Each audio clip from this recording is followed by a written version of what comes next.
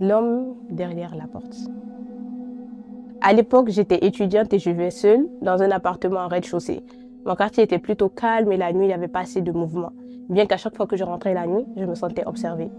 Mais pour me rassurer, je me disais, c'est dans ma tête, ça se passe, tu vois. Jusqu'à cette nuit-là. Il était 2 heures du matin, j'étais assise dans mon canapé en train de scroller sur mon téléphone quand j'entends un bruit bizarre à l'entrée. Pas un bruit fort, juste un grattement léger contre ma porte. Comme si la personne essayait de rentrer sans faire de bruit. À cet instant, mon sang s'est glacé. J'ai diminué le volume de mon téléphone et j'ai coupé ma respiration. Dans ma tête, je me disais, c'est peut-être le vent ou... Mais non, le bruit a continué. Il était lent et irrégulier. Comme si la personne voulait s'assurer si la porte était réellement fermée. Puis le bruit s'est arrêté et un silence lourd s'est installé. Alors, ma peur toujours au ventre, j'ai pris mon courage à 2 mains et je me suis avancée vers la porte.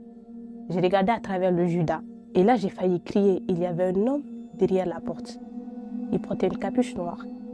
Il avait le visage figé, pas en colère, pas d'expression faciale, rien, juste le visage fixe. C'est comme s'il savait que je le regardais de l'autre côté.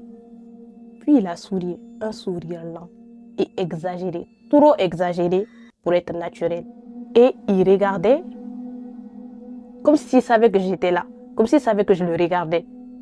J'ai commencé à paniquer et je suis revenue en arrière. Mon premier réflexe a été de prendre mon téléphone pour appeler la police. Mais entre-temps, j'entends quoi? Le bruit de la serrure. Il essayait de rentrer.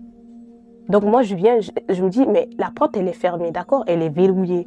Je voulais vérifier, je voulais m'avancer, mais je me suis dit non, faut pas. Juste, reste là où tu es. Pour moi, c'était ne fais aucun bruit.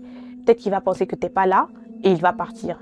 Mais non, je commence à entendre une voix derrière la porte qui dit « Je sais que tu es là. » Une voix calme. Comme s'il me parlait, comme s'il me voyait. Puis il a ajouté « Pourquoi tu ne veux pas me laisser rentrer? » Alors là, c'est la panique. J'ai couru dans la cuisine, récupéré un couteau. Mes mains, elles tremblaient. J'arrivais pas à tenir le couteau. Et j'ai directement appelé la police. Pendant que j'appelle la police, j'entends des bruits forts contre la porte, comme s'il essayait de la fracasser pour rentrer dans l'appartement. Donc moi, au bout du fil, je dis à la police d'une voix très, très petite, pour ne pas me faire entendre, quelqu'un essaye de rentrer chez moi. Et la police, ils disent, reste là, reste au bout du fil, nous arrivons dans 5 minutes. Les 5 minutes, c'était comme une éternité. Puis un moment, plus de bruit, juste silence total. Donc je me dis peut-être qu'il est parti. Je m'avance vers la porte, j'ai